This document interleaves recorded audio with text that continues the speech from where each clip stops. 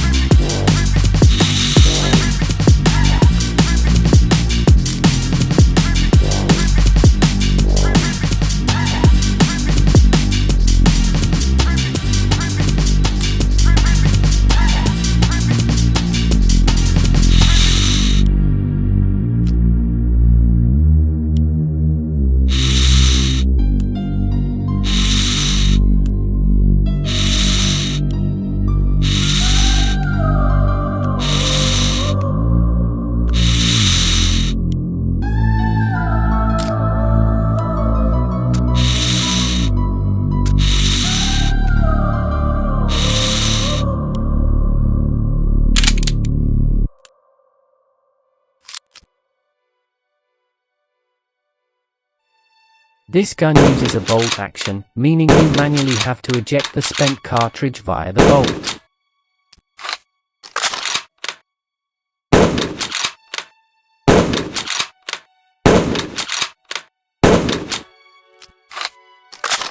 As the trigger is pulled back, it pushes up against the sear. The sear, which holds the cocking piece in place, now moves down and away from it. This allows the cocking piece to move forward due to spring tension and strike the bullet. The energy released pushes the barrel back, allowing the recoil spring to absorb the energy and pushes the barrel forwards. The trigger is released to partially move the sear back in place. The spent cartridge is removed by pushing the bolt handle up and back to allow the extractor to pull the cartridge from the chamber and the ejector to eject the spent cartridge. At the same time, the cocking piece moves back and allows the sear to fully move back into place, placing the cocking piece under tension once again. A new cartridge in the magazine is pushed in front of the action, allowing its extractor to catch the bullet and slide it into the chamber as it moves forward.